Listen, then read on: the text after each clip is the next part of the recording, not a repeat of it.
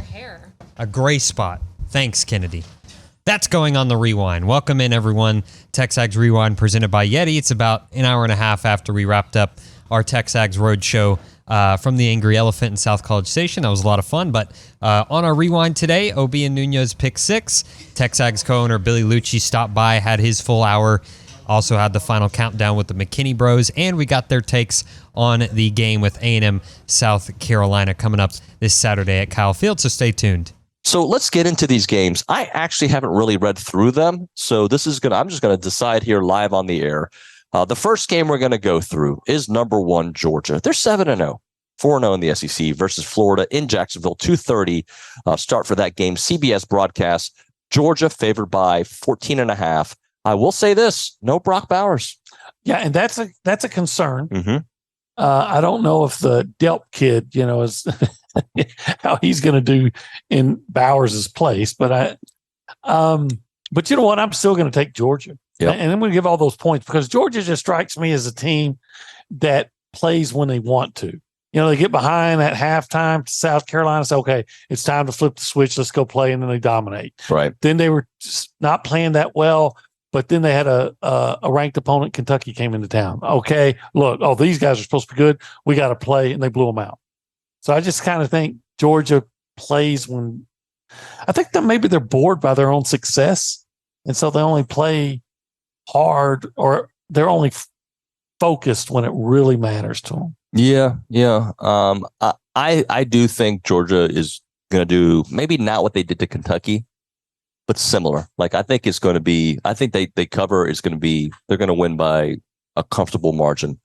I think Florida is playing above themselves and they have a little bit of confidence because of that, but they're still the team that most people predicted may not even make bowl eligibility, although they're a game away from being bowl eligible. So, geographically they're playing above themselves. This is a good point, Obi. Well played. This next game I'm going to struggle with because I know who I would pick if I knew Riley Leonard was playing. Right. But since he's probably not playing, number 20 Duke, 5-2 at number 18 Louisville, 2:30. LNN Federal Credit Union Stadium, ESPN broadcast. Louisville favored by 3.5. Now, who's the home team? Louisville. Because I remember way back when they played at Papa John's Stadium. That was the name of the stadium? Was.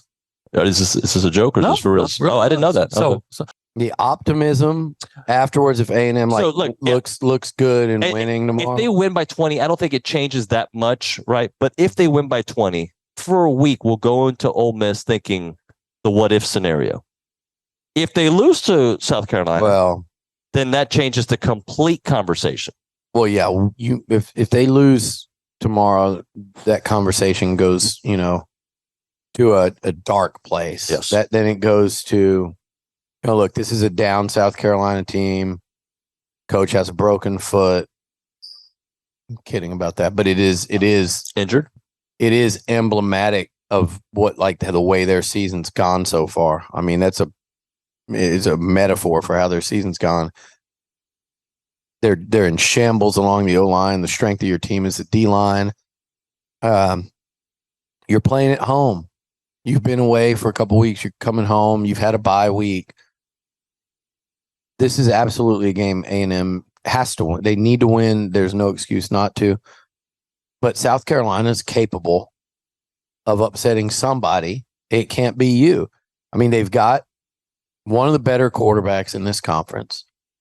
They've got some playmakers. I don't know what's come out in the last 18 hours on I was told he's going to play from the South Carolina guy. Okay, so Legette's a stud, and even him, if he's not 100%, is a stud. Yeah. They'll make plays, and they're dangerous offensively, and they have athletes on defense, similar to Arkansas, where they're not that good, but they have players, and they have players that can beat you one-on-one. They have players that can make plays on the football. So A&M's got to play a good game. Because if it's close, the pressure shifts towards the home team. Crowd gets restless. Do those offensive linemen start pressing? And then does that lead Max to feel the pressure more than is even there? And then he starts up front, they just played the two best. Yeah. And they just got their butts kicked, over a 60-minute game. Is this a case where they could actually be I'm not going to say anything special, but could they be okay? Could they be adequate enough? Let me say two things. First of all, one, I do agree with you that I don't think the offensive line played terrible early in the year. I think the last couple of games they've ran into a couple things. One, fundamentally, they're not blocking well in the middle. Yeah. Period. Yes. And we got to get the snaps up. Oh, Yeah. We got to get the snaps up. Okay. But we're not fundamentally blocking guys, keeping guys on the line of scrimmage in the middle. And that's a problem, especially in the run game. And two, I don't think our offensive play calling is helping the offensive line at all.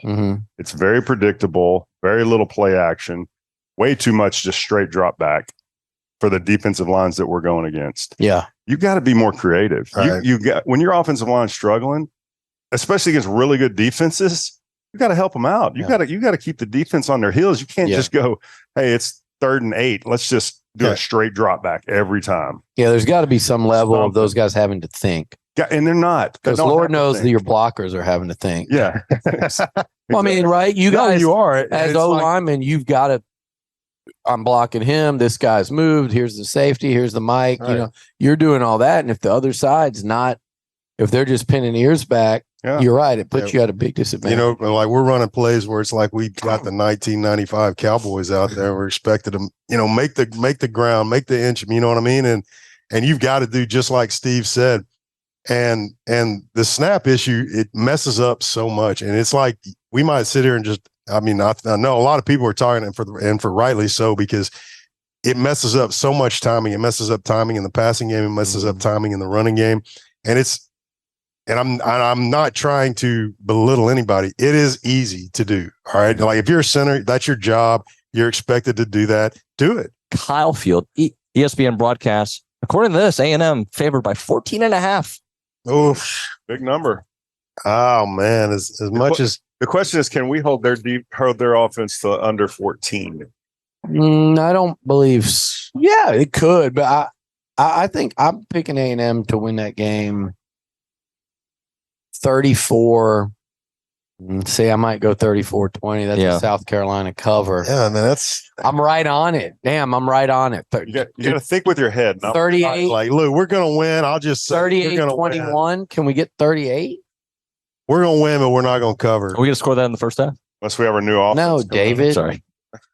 We're gonna win, but we're not gonna cover. We're gonna win by 14. That's what I'm thinking. I'm thinking maybe 14's our best. Yeah, I mean, I'm not gonna be mad about that. I'm actually with you guys. I'm going 30, 37, 23, 37, 24. That's a weird number, but okay. I'm doing a mixed extra point somewhere along the way. Do we get a special team score? Or 3 field goals. 28 Okay, fine. and 3 field goals. You know what? I don't want to see any of that against us, the defensive or special team score. Yeah. 4 straight games, a Can we end that? non-offensive Can we score. end that? I wanna Against end that. A&M, Against A&M. Auburn, Arkansas, Bam, damn. 4 straight games. And then, okay. Bama But got called. also, Safety. Safety there. so how many for the year? Is that 5? Because include Miami in there. 5 on the year.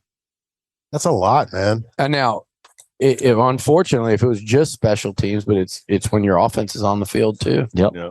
Well, Arkansas, yeah, we already include that. No good. Arkansas, boys. Auburn, and Bama. Yeah. Bama with 2. All right, I think it is going to be good. I think A&M wins this thing. I don't think it's like a master class in SEC football, Yep. but I do think they win and play well.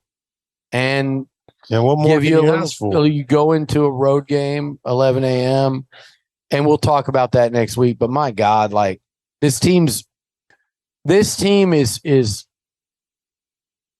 better than what the vibe and the mood is. Thanks, y'all. Go ahead and subscribe, like, comment. Make sure you tune in to the post-game wrap tomorrow after the ball game around 2:30 right here on YouTube. And, Beat the hell out of South Carolina.